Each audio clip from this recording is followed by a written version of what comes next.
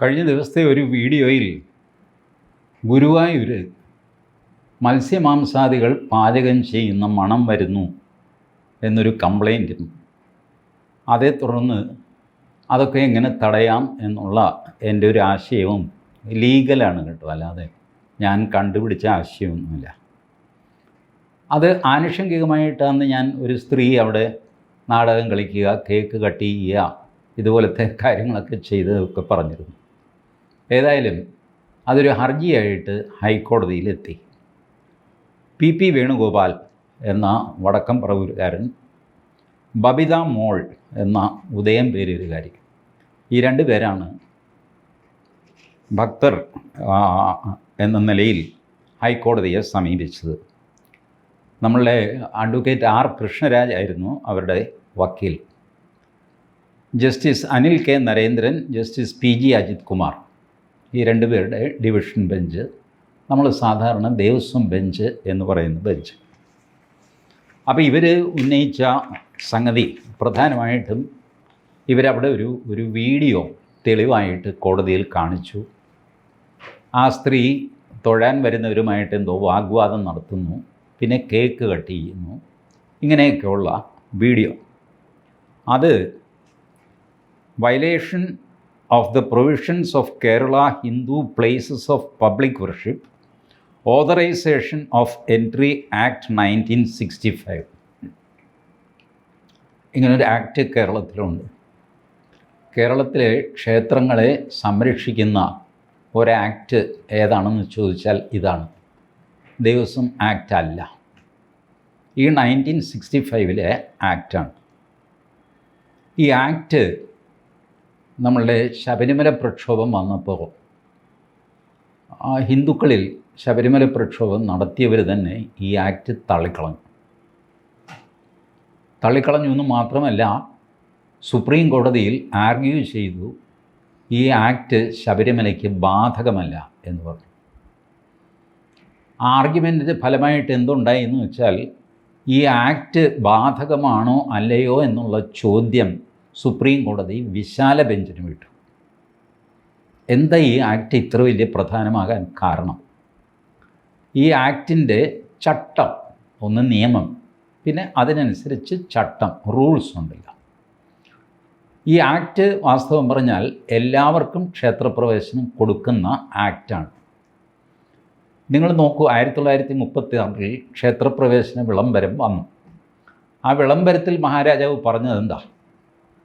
ജാതിഭേദമില്ലാതെ എല്ലാ ഹിന്ദുക്കൾക്കും ക്ഷേത്രത്തിൽ കയറാം എന്നാണ്. കയറണം എന്നില്ല, കയറ്റിയില്ലെങ്കിൽ എന്ത് ചെയ്യും എന്നുമില്ല. അതൊരു നിയമമല്ല, അതൊരു വിളംബരമാണ്, ഒരു നോട്ടിഫിക്കേഷനാണ്. Now a question comes, if somebody doesn't listen to your notification, he violates the notification, what will you do? ഒരു നിയമം ലംഘിച്ചാൽ അതിനൊരു ശിക്ഷയുണ്ടാവണമല്ല. അതൊന്നും ഈ വിളംബരത്തിലില്ല, ഉണ്ടാവുകയുമില്ല. വിളംബരമാണ്, നോട്ടിഫിക്കേഷനാണ്. നോട്ടിഫിക്കേഷനിൽ അതിന് വയലേറ്റ് ചെയ്താലുള്ള ശിക്ഷയൊന്നും എഴുതാറില്ല, എഴുതിക്കൂടായികയുമില്ല. അപ്പോൾ ക്ഷേത്രപ്രവേശന വിളംബരത്തിൽ ഇതൊന്നും എഴുതിയില്ല. വർഷങ്ങൾ കടന്നുപോയി. കുറേ ക്ഷേത്രങ്ങളിൽ കുറേ പേര് കയറി, കുറേ പേര് കയറിയില്ല, കുറച്ച് പേരെ കയറ്റിയില്ല. പിന്നെ ചിലരെയൊക്കെ പലവിധ സൂത്രപ്പണിയൊക്കെ കൊണ്ട് കയറ്റാതിരിക്കുക, ഇപ്പോൾ മറ്റേ പൂജ നടക്കുകയാണ്, ഇപ്പോൾ നടയടയ്ക്കുകയാണ് എന്നൊക്കെ പറഞ്ഞ് പല രീതിയിലുള്ള തടസ്സങ്ങളൊക്കെ. അങ്ങനെ വന്നപ്പോഴാണ് അന്ന് 1965 അന്ന് ഗവർണർ ഭരണമാണ് കേരളത്തിൽ. ഒരുപക്ഷെ കേരളത്തിന് മാത്രം കിട്ടിയ ഒരു സൗഭാഗ്യമോ ദുര്യോഗമോ എങ്ങനെ വേണമെങ്കിലും വ്യാഖ്യാനിക്കാം. 2 വർഷം നീണ്ട ഗവർണർ ഭരണം, 1965 മുതൽ 67 വരെ ഗവർണർ ഭരണമായിരുന്നു. അജിത് പ്രസാദ് ജെയിൻ എന്ന ഉത്തർപ്രദേശുകാരൻ, ICSകാരനാണ്, അദ്ദേഹമായിരുന്നു ഗവർണർ. അദ്ദേഹം മഹാമിടുക്കനായിരുന്നു, കോൺസ്റ്റിറ്റ്യൂവൻ്റ് അസംബ്ലിയിലെ മെമ്പറൊക്കെ ആയിരുന്നു. അദ്ദേഹമാണ് ഈ ആക്ട് ഡ്രാഫ്റ്റ് ചെയ്ത് ഓർഡിനൻസ് ആക്കിയിട്ട് 1965 ഇറക്കുന്നത്. ഈ ആക്റ്റിലെ, ഇതിൻ്റെ ചട്ടത്തിലെ, റൂളിലെ ഒരു പ്രത്യേക ക്ലോസ് വെച്ചാണ് ശബരിമലയിൽ സ്ത്രീകളെ തടയുന്നത് എന്ന് സുപ്രീം കോടതിയിൽ വാദമുണ്ട്. സുപ്രീം കോടതി ഈ റൂളിലെ ആ ഭാഗം ഇൻവാലിഡാക്കി, റദ്ദ് ചെയ്തു. അതിൽ സംഭവം എന്താണെന്ന് വെച്ച് കഴിഞ്ഞാൽ എല്ലാ ഹിന്ദുക്കൾക്കും കയറാമെന്നും കയറ്റിയില്ലെങ്കിൽ ഇന്നതാണ് പണിഷ്മെൻ്റ് എന്നൊക്കെ പറഞ്ഞുള്ള ആക്റ്റാണ്. ചട്ടത്തിൽ ഇതിന് എക്സംഷൻസ് കൊടുത്തു. ചിലരെയൊക്കെ എല്ലാവർക്കും കയറാമെന്ന് പറഞ്ഞെങ്കിലും താഴെ പറയുന്നവർ കയറിക്കൂടാ എന്ന് പറഞ്ഞു. അതിൽ ഒന്നാമത്തതായിട്ട് എഴുതിയത് അഹിന്ദുക്കൾ കയറിക്കൂടാ. ഇതാണ് അഹിന്ദുക്കൾ കയറിക്കൂടാ എന്ന് പറയുമ്പോൾ അതിനെ തുടർന്നുണ്ടായതാണ് നമ്മളുടെ ദേവസ്വം ബോർഡിലെല്ലാം അഹിന്ദുക്കൾക്ക് പ്രവേശനമില്ല എന്നുള്ള ബോർഡ്. അങ്ങനെയാണ് ദേവസ്വം ബോർഡ് ക്ഷേത്രങ്ങളിൽ ഈ ബോർഡ് വരുന്നത്.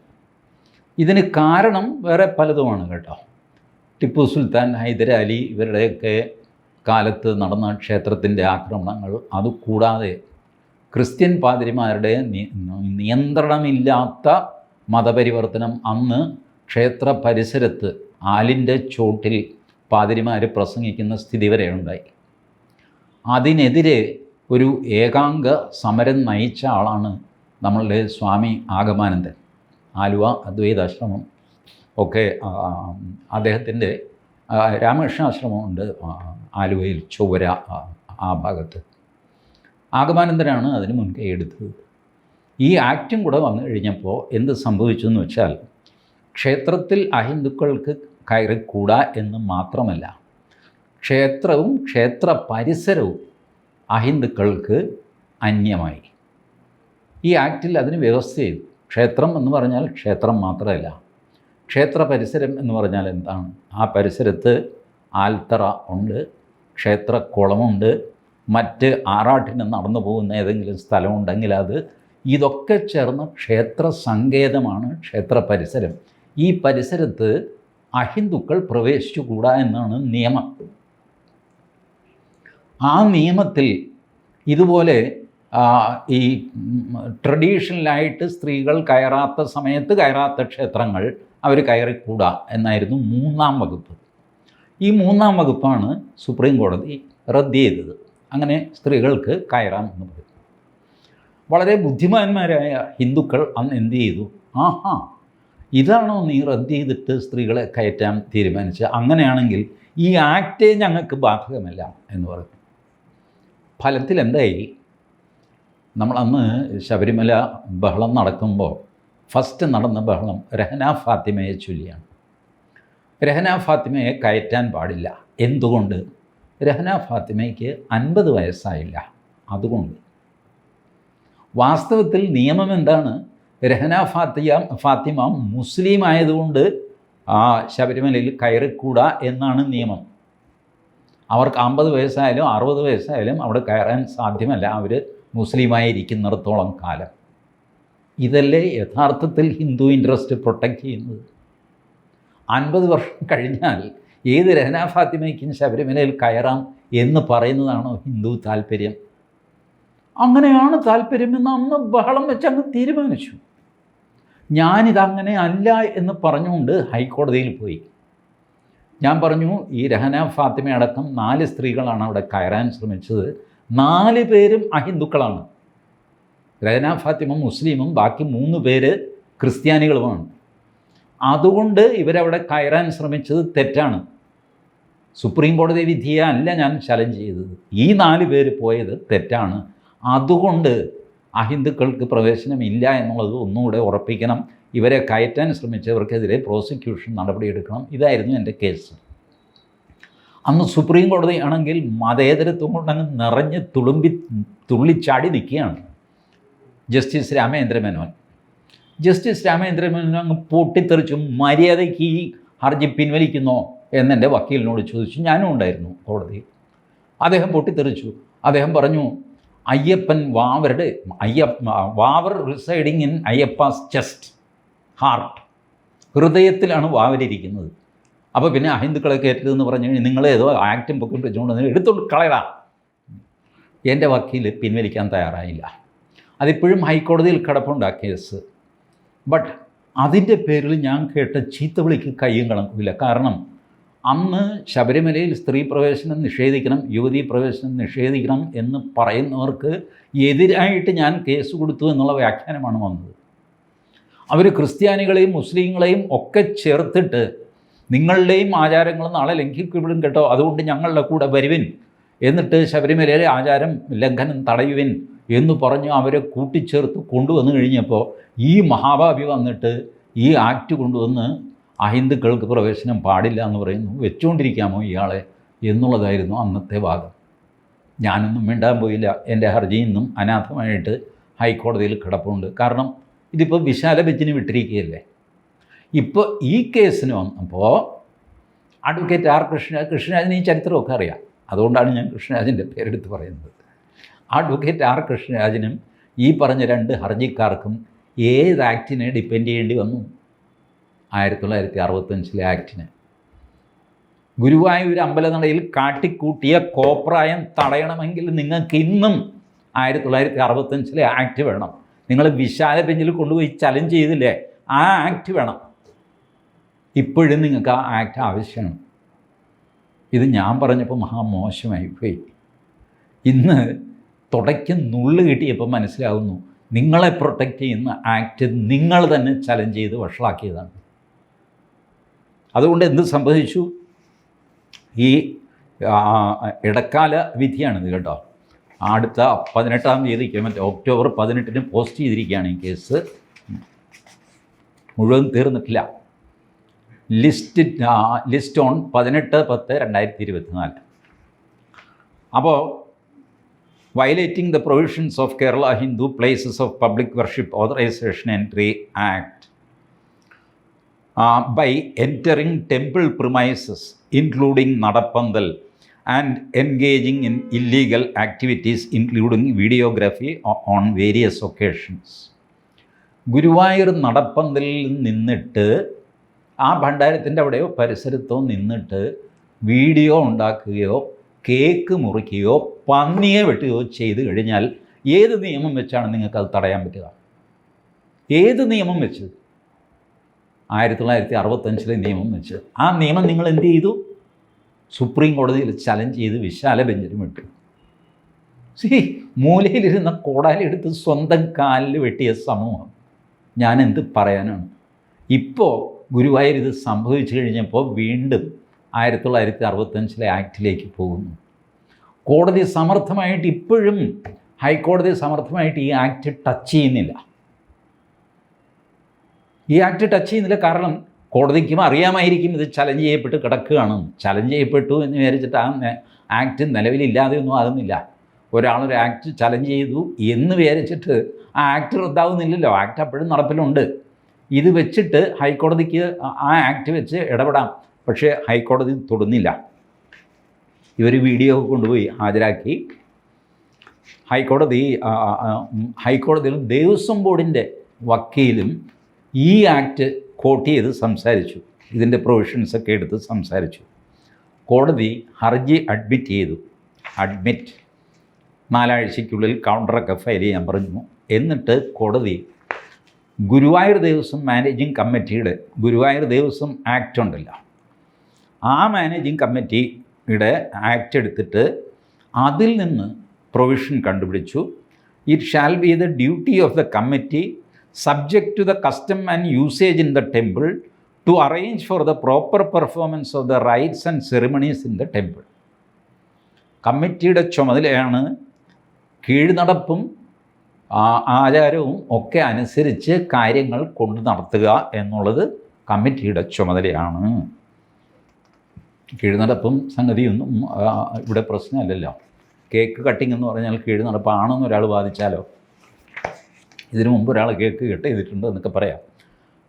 മാത്രമല്ല ഇത് അമ്പലത്തിന് പുറത്താണ് താനും. അമ്പലത്തിന് പുറത്താണല്ലോ. അപ്പോൾ പിന്നെ നിങ്ങളവിടെ ഒരു പന്തലുണ്ടാക്കി അതിന് നടപ്പന്തലെന്ന് വിളിച്ചു കഴിഞ്ഞാൽ അത് അമ്പലത്തിൻ്റെ ഭാഗമാകുമോ? ഇങ്ങനെയൊക്കെയുള്ള തർക്കം വരും. അതുകൊണ്ട് അമ്പലവും നടപ്പന്തലും വഴിയും സംഗതിയും അമ്പലക്കുളവും എല്ലാം ചേർത്തിട്ടുള്ള സങ്കേതം പ്രൊട്ടക്റ്റ് ചെയ്തിട്ടുള്ള 1965 ആക്ട് വേണം എടുക്കാൻ. ഇതെടുക്കാതെ കോടതി മറ്റ് രീതിയിൽ മദ്രാസ് ചാരിറ്റബിൾ എൻഡോമെൻറ്റ് ആക്ട് 1951 ഒക്കെ എടുത്തിട്ട് to provide facilities for the proper performance of worship by the worshippers. ആളുകൾക്ക് നേരെ ആരാധനയ്ക്കുള്ള അവസരം ഒരുക്കേണ്ടത് കമ്മിറ്റിയുടെ ചുമതലയാണ്. ആ committee is that of a trustee in management of the properties vested in the deity. ഇതെപ്പോഴും കോടതി പലതവണ ഞാൻ തന്നെ പല ജഡ്ജ്മെൻറ്റിലും നിങ്ങളെ വായിച്ചു കേട്ടിട്ടുണ്ട്. ഒരു ട്രസ്റ്റിയുടെ ചുമതലയാണ് കമ്മിറ്റിക്കുള്ളത്. The managing committee is duty bound to scrupulously follow the stipulations contained in the act. ശരി, ഇതൊക്കെ ചെയ്യണം. കാര്യമെന്താ? പിന്നെയും കോടതി പറയുകയാണ്, committee is legally bound to administer and manage the devaswom and its properties in accordance with the settled legal principles. ഇതൊന്നും അല്ലല്ലോ, administration property അല്ലല്ലോ ഇവിടെ വിഷയം. ഇവിടെ വിഷയം നടപ്പന്തൽ കാണിക്കുന്നത് എമ്മാടിത്തരമാണ്, ഇല്ലേ? അവിടെ ഡാൻസ് കളിക്കുക, അവിടെ ആൾക്കാർ വേണ്ടി കച്ചറ ഉണ്ടാക്കുക, അവിടെ കേക്ക് കട്ട് ചെയ്യുക, ഇതൊക്കെയാണ് പ്രശ്നം. അല്ലാതെ പ്രോപ്പർട്ടി എന്തെങ്കിലും നശിപ്പിച്ചു എന്നുള്ളതല്ല കേസ്. ഇരിക്കട്ടെ, the committee being the trustee in the management of devaswom properties is legally bound to perform its duties with utmost care and caution. ഇങ്ങനെ കോടതി പെരിഫറിയിൽ കിടന്ന് കളിക്കുകയാണ്. വളരെ സൂക്ഷിച്ച് കാര്യങ്ങളൊക്കെ ചെയ്യണം, ഉത്തരവാദിത്തോടെ ചെയ്യണം കേട്ടോ. ശരി, എന്ത് ചെയ്യണം ചേട്ടാ? അല്ല, പ്രോപ്പർട്ടിയൊക്കെ നിങ്ങൾ കസ്റ്റം അനുസരിച്ച് നോക്കാം. പ്രോപ്പർട്ടിയൊക്കെ നോക്കിയിട്ടുണ്ടല്ലോ, ഒരു ദോഷം വന്നിട്ടില്ല പ്രോപ്പർട്ടിക്ക്. ആരും ഒന്നും തല്ലിപ്പൊട്ടിച്ചിട്ടില്ല, ആരും ഒന്നും വിറ്റ് തുലച്ചിട്ടില്ല, ഒന്നും ചെയ്തിട്ടില്ല. പിന്നെ എന്തിനാണ് കോടതി ഇതൊക്കെ പറയുന്നത്? നിങ്ങൾ ട്രസ്റ്റിയാണ്, സൂക്ഷിക്കണം. സൂക്ഷിച്ചും കണ്ടും നോക്കിയും കണ്ടുമൊക്കെ വേണം ചെയ്യാൻ. ഇതെന്താ കാര്യമെന്ന് പറ. അത് കഴിയുമ്പോൾ പറഞ്ഞു, to arrange for the proper performance of the rites and ceremonies in the temple. എൻ്റെ ദൈവമേ, അമ്പലത്തിലെ ചടങ്ങും ആഘോഷവും പ്രോപ്പറായിട്ട് നടത്തണം. നടത്തിക്കൊണ്ടിരിക്കുകയല്ലേ. അമ്പലത്തിലെ ചടങ്ങിന് എന്തെങ്കിലും തടസ്സമോ കുഴപ്പമോ വന്നതായിട്ട് ആർക്കെങ്കിലും ഒരു കേസുണ്ടോ? അതാണോ കോടതിയുടെ മുമ്പിലിരിക്കുന്ന ചോദ്യം? പ്രശ്നം അതല്ലല്ലോ. കോടതി പ്രശ്നത്തിലേക്ക് വരുന്നില്ല.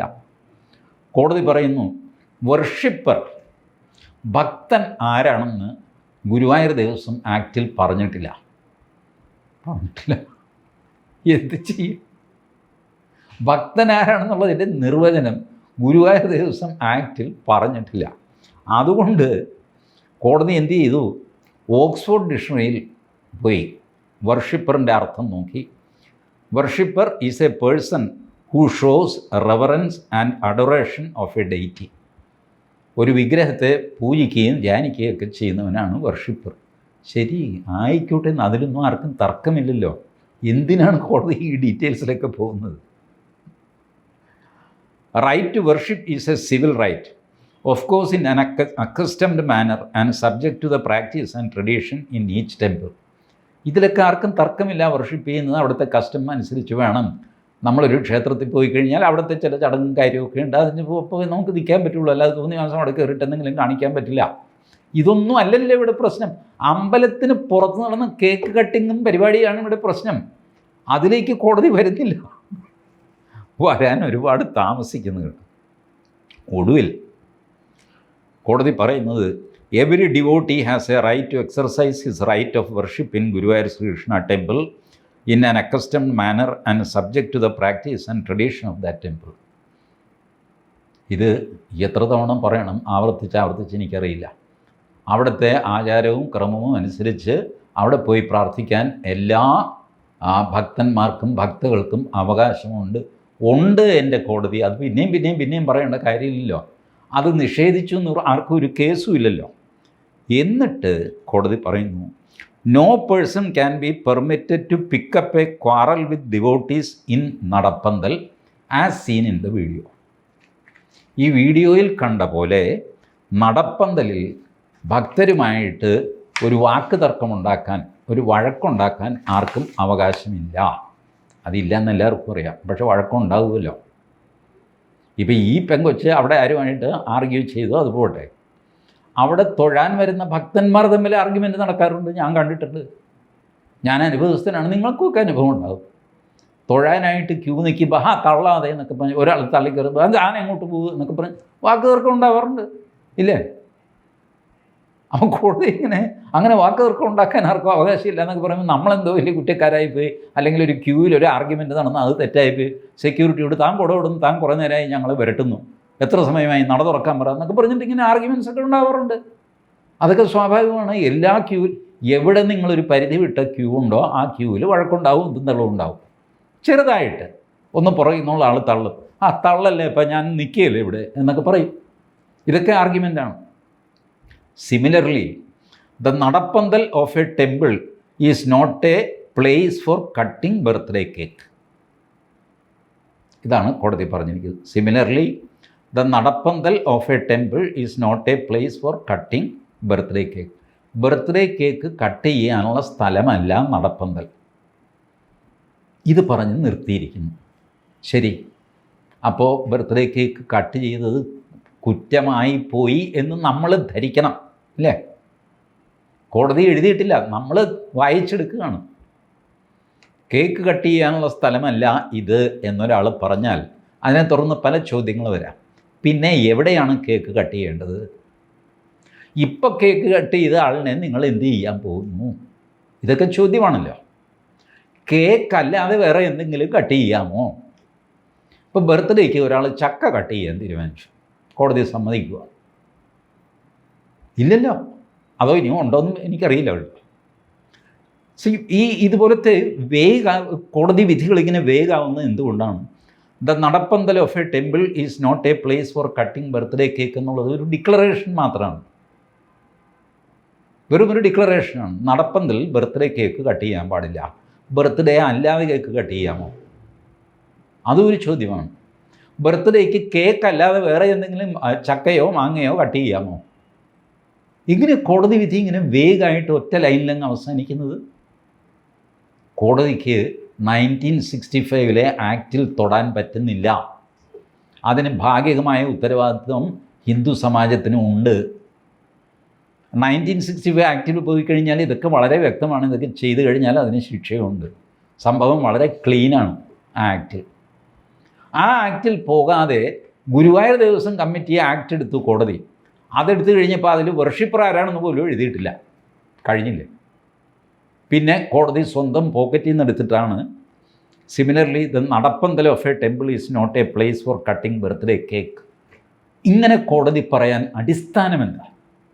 നടപ്പന്തൽ ബർത്ത്ഡേ കേക്ക് കട്ട് ചെയ്യാനുള്ള സ്ഥലമല്ല എന്ന് കേരള ഹൈക്കോടതി പറയാനുള്ള അടിസ്ഥാനം എന്താ?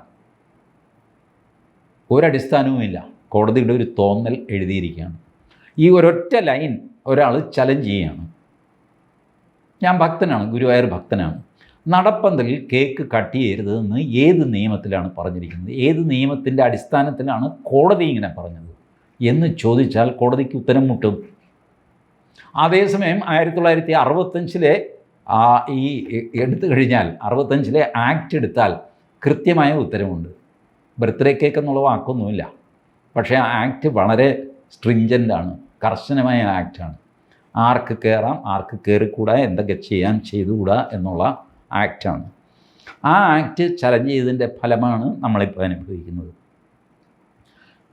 പക്ഷേ കോടതി ഒരു കാര്യം ചെയ്യുന്നു. The videography of the interior places of the temple especially through the eastern deepasthambham cannot be permitted. ഇതൊക്കെ കോടതി സ്വന്തം പറയുന്നതാണ്, നിയമത്തിലുള്ളതൊന്നുമല്ല. ഏതായാലും പറഞ്ഞത് നന്നായി. ഈസ്റ്റേൺ കിഴക്കേ ദീപസ്തംഭത്തിന് ഉള്ളിൽ വീഡിയോഗ്രാഫി പാടില്ല. No activity causing any disturbance to the devotees which includes tender of children etcetera shall take place in the nadappanthal of Guruvayur Sreekrishna temple. നടപ്പന്തലിൽ നിൽക്കുന്നവരെ ഉപദ്രവിക്കാൻ പാടില്ല.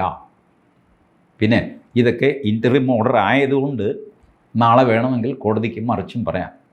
ഇൻ്ററിം ഓർഡറാണ്, അടുത്ത 18-ാം തീയതി പ്ലേസ് ചെയ്തിരിക്കുകയാണ് കേസ്. ഇതിലൊക്കെ രസം, ഈ കേസിൽ എതിർകക്ഷികൾ 1 state of Kerala, 2 Guruvayur Devaswom managing committee, 3 station house officer Guruvayur temple police station, 4 കോടതി കറുത്ത മഷിയിട്ട് ഒളിച്ചു വച്ചിരിക്കുന്നു. 4ാമത്തെ റെസ്പോണ്ടൻറ്റ്, 4ാം എതിർകക്ഷി. അതാരാണ്? അവിടെ കേക്ക് മുറിച്ച ആളാണ്. അയാളുടെ പേര്, മേൽവിലാസം ഒക്കെ കോടതി വിധിയിൽ വരേണ്ടതാണ്. കോടതി തന്നെ, ഞാൻ ഹൈക്കോടതിയുടെ വെബ്സൈറ്റിൽ നിന്ന് ഡൗൺലോഡ് ചെയ്തതാണിത്. കോടതി തന്നെ ആ പേര് മറച്ചിരിക്കുന്നു. അഡീഷണൽ റെസ്പോണ്ടൻ്റായിട്ട് അഡ്മിനിസ്ട്രേറ്റർ ഗുരുവായൂർ ദേവസ്വം ഒക്കെ ഉണ്ട്. ഇങ്ങനെ 5 പേരാണ് എതിർകക്ഷികൾ. അതിൽ 4ാം എതിർകക്ഷിയെപ്പറ്റി ജഡ്ജ്മെൻറ്റിൽ പരാമർശമുണ്ട്. പക്ഷേ 4ാം എതിർകക്ഷി ആരാണ് എന്ന് പൊതുജനങ്ങൾ അറിയാതിരിക്കാൻ കോടതി അത് മറച്ചു വച്ചിരിക്കുന്നു. എനിക്ക് മനസ്സിലാവുന്നില്ല. എന്തിന് മറച്ചു വയ്ക്കണം? ആരെയാണ് കോടതി, ഏത് സിറ്റുവേഷനെയാണ് കോടതി ഭയപ്പെടുന്നത്? എന്തിനു വേണ്ടിയിട്ടാണ് ആ പേര് മറച്ചു വച്ചിരിക്കുന്നത്? ആ പേര് സോഷ്യൽ മീഡിയ വഴി ഏകദേശം എല്ലാവർക്കും അറിയാം. കോടതിക്കത് മറച്ചു വയ്ക്കേണ്ട കാര്യമില്ലല്ലോ. സ്ത്രീകൾ ഉൾപ്പെടുന്ന സെൻസിറ്റീവായിട്ടുള്ള, പ്രത്യേകിച്ചും സെക്ഷുവലായിട്ടുള്ള അങ്ങനത്തെ കേസുകളിലൊക്കെ, ബലാത്സംഗ കേസുകൾ, ഇതിലെല്ലാം അവരുടെ പേര് കൊടുക്കാറില്ല, കൊടുക്കാനും പാടില്ല. എക്സ് എന്നാണ് കൊടുക്കാറുള്ളത്. ജഡ്ജ്മെൻറ്റ് ഡീറ്റെയിൽസ് എഴുതുമ്പോൾ പോലും പ്രോസിക്യൂട്രിക്സ് എന്നൊക്കെയുള്ള വാക്കൊക്കെ ആയിരിക്കും അവർക്ക് വേണ്ടി ഉപയോഗിക്കുന്നത്. ഇതങ്ങനെയല്ലല്ലോ. ഇത് ബർത്ത്ഡേ കേക്ക് കട്ട് ചെയ്തതും വീഡിയോ എടുത്തതുമായ കേസല്ലേ. ഇതിലെന്തിന് മറച്ചു വയ്ക്കണം? എന്തിന് കറുത്ത മഷിയിട്ട് മറയ്ക്കണം? I don't know what is happening in this court. And Hindu സമാജത്തോട് എനിക്കുള്ള പരാതി ഈ 1965 ആക്ട് അവഗണിച്ചതും അത് ചലഞ്ച് ചെയ്തതും മഹാപരാധമായിപ്പോയി. ഞാൻ ഈ ശബരിമല കേസിൽ ഒരു കേസുമായിട്ട് ഞാൻ പോകാഞ്ഞത് എന്താണെന്നറിയാമോ? കേസിൽ പോയി കഴിഞ്ഞാലുള്ള മാനസികാവസ്ഥ എനിക്ക് അറിയാവുന്നതുകൊണ്ടാണ്. കേസിൽ നമ്മൾ ഇടപെട്ട് കഴിഞ്ഞാൽ പിന്നെ കേസ് ജയിക്കുക എന്നുള്ളതേ നമുക്കുള്ളൂ. നമ്മൾ സ്വന്തം കുടുംബം നശിക്കുന്നത് പോലും നമ്മളറിയില്ല കേസ് ജയിക്കാനുള്ള വാശി. അങ്ങനെ കേസ് പറഞ്ഞ് എത്ര കുടുംബങ്ങൾ തകർന്നു പോയിരിക്കുന്നു. നിങ്ങൾക്ക് ഓർമ്മയുണ്ടോ? 4 കെട്ട് കൊണ്ടാണ് നായർ സമുദായം തകർന്നു പോയതെന്ന് മന്നത്ത് പത്മനാഭൻ ഒരിക്കൽ പറഞ്ഞിരുന്നു. 4 കെട്ട് എന്ന് പറയുന്ന ഒരു കെട്ട്, ആ വീട് അത് മെയിൻറ്റെയിൻ ചെയ്യാനുള്ള ചിലവ്. പിന്നെ രണ്ടാമത് അദ്ദേഹം പറഞ്ഞത് കേസ് കെട്ടത് എന്നാണ്. കേസ് നടത്തുക. രാവിലെ കേസ് കെട്ടും കക്ഷത്തി വെച്ച് പോയി വക്കീലിനെ കണ്ടിട്ട് കോടതിയിലാണ് കറന്നവരുടെ ഇരിപ്പ് മുഴുവൻ. കാരണം വാശിയാണ്. ഈ കേസ് ജയിക്കാനായിട്ട് പറമ്പ് ഓരോന്ന് എഴുതി കൊടുക്കും, പാടം എഴുതി കൊടുക്കും, അവസാനം കാര്യമാകും, എല്ലാം കിടപ്പാടം മുഴുവൻ തീറി കൊടുക്കും, അപ്പോഴും കേസ് ജയിക്കണം എന്നുള്ള വാശി. ഇത് കേസിൻ്റെ ഒരു പ്രത്യേകതയാണ്. അതുകൊണ്ടാണ് ഞാൻ ഹിന്ദു സമാജത്തിന് ഉള്ളിലെ ഒരു കാര്യത്തിനും കോടതിയിൽ പോകാത്തത്. പുറത്തുനിന്നുള്ള ആക്രമണം ഹിന്ദു സമാജം ഒരുമിച്ച് നിർത്താനുള്ള എന്തെങ്കിലും കേസ് മാത്രമേ ഞാൻ കൊടുക്കാറുള്ളൂ. കാരണം കേസിൽ വാശി വരുമ്പോൾ നമ്മൾ മൂലയിലിരിക്കുന്ന കോടാലി എടുത്ത് സ്വന്തം കാലിലെടുത്ത് അങ്ങനെ നശിപ്പിച്ച് കളഞ്ഞതാണ് ഈ 1965 ആക്ട്. അത് ഹിന്ദു സമാജത്തിൻ്റെ രക്ഷയ്ക്കായിരുന്നു. പക്ഷെ അന്ന് വാശിയായിരുന്നു. എന്താ, മനീതി സംഘം കയറാൻ പോകുന്നു സ്ത്രീകൾ. അവർ വരുന്നു. അവർ KP യോഹന്നാൻ്റെ മതപരിവർത്തനത്തിൻ്റെ ടീമാണ്. അവരെ കയറ്റിക്കൂടാ. ഞാൻ ചോദിച്ചു, KP യോഹന്നാന് കയറാമോ? അത് കയറാം. KP യോഹന്നാന് കയറാം. അദ്ദേഹത്തിൻ്റെ ടീം, അവർ പെണ്ണുങ്ങളായതുകൊണ്ട് കയറിക്കൂടാ. അവർക്കും 50 വയസ്സായി കഴിഞ്ഞാൽ കയറാം. ഈ ഗ്രൂപ്പ് തന്നെ, ഈ ക്രിസ്ത്യാനികൾ തന്നെ ശബരിമലയിൽ കയറിക്കൂടാ എന്ന് വാദിക്കുന്ന ഞാനും 1965 ആക്റ്റും ഹിന്ദു വിരുദ്ധരാകുകയും 50 വയസ്സ് കഴിഞ്ഞ് കഴിഞ്ഞാൽ ഇവരെ മൊത്തം അങ്ങോട്ട് കയറ്റാം എന്ന് പറയുന്നവർ ഹിന്ദു സമാജത്തിൻ്റെ സ്നേഹിതരായിട്ട് മാറുകയും ചെയ്തു. എന്ത് ചെയ്യും? ഇതൊക്കെ ഈ കേസിൻ്റെ ഫലമാണ്. കേസിൽ പോകുമ്പോൾ വാശിക്ക് നമ്മൾ അച്ഛനെ അമ്മയെ ഒക്കെ തള്ളിപ്പറയും, നമ്മളെ സംരക്ഷിക്കുന്നവരെ തള്ളിപ്പറയും, എല്ലാം തള്ളിപ്പറയും. കാരണം കേസ് ജയിക്കണം. ഏതായാലും ഓർമ്മയിരിക്കട്ടെ, ഈ കേസ് 18-ാം തീയതി വീണ്ടും പോസ്റ്റ് ചെയ്ത് വരും. ഇതിൻ്റെ ഫൈനൽ വിധി വരുമ്പോൾ ഞാൻ നിങ്ങളെ അറിയിക്കാം. Thank you.